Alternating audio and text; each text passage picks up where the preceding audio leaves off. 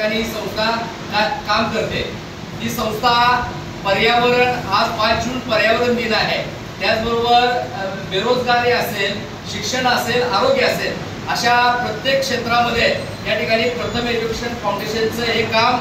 देश आणि देशबाहेर मध्ये या ठिकाणी चालू आहे। अशाच पद्धतीनं तरुण बेरोजगारांच्या हाताला काम मिळावं, त्यांना संधी मिळावी, त्यांना कामाला या ठिकाणी त्यांच्या हाताला काम मिळून भविष्य काळामध्ये या ठिकाणी त्यांना मोठी संधी मिळण्याच्या दृष्टिकोनातून प्रथम एज्युकेशन फाउंडेशन हे काम करताना दिसत आहे। अशा वेगवेगळ्या पद्धतीनं आणि जे आपल्याकडे या ठिकाणी जीडीए आणि त्याच पद्धतीनं या ठिकाणी जीडेम असा जो कोर्स चालतो, ह्या धर्तीवरती प्रथम एज्युकेशन फाउंडेशन कडून जीडीए जनरल ड्युटी असिस्टंट असा 3 महिन्याचा नर्सिंगचा या ठिकाणी कोर्स चालतो। तो कोर्स आपण या ठिकाणी गावामध्ये कम्युनिटी बॅचच्या माध्यमातून या ठिकाणी आज भारतभर हा प्रोग्राम चालू आहे। सांगोला तालुक्यामध्ये सुद्धा हा प्रोग्राम आपण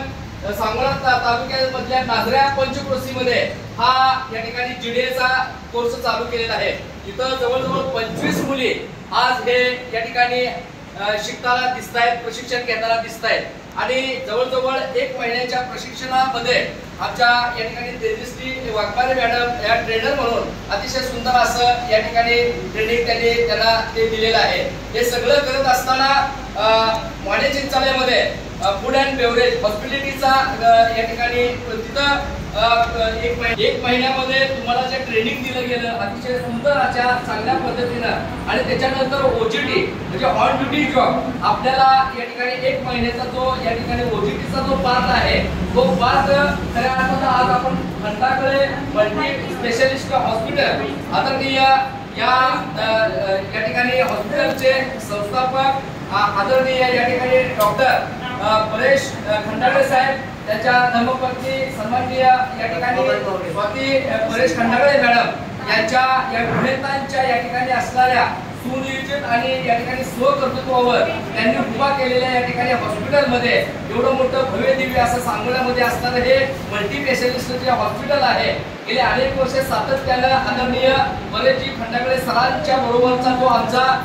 दोस्ताना आहे, की सरांनी या भागातल्या गोरगरीब वंचित उपेक्षित अशा अडलेल्या नडलेल्या पिचलेल्या अन्य या ठिकाणी अनेक या ठिकाणी असणाऱ्या गोरगरीब अशा वंचित उपेक्षितांची ज्यांनी आयुष्यामध्ये या ठिकाणी अतिशय प्रामाणिकपणानं सेवा केलेली आहे, की ज्यांनी व्यवसाय म्हणून या ठिकाणी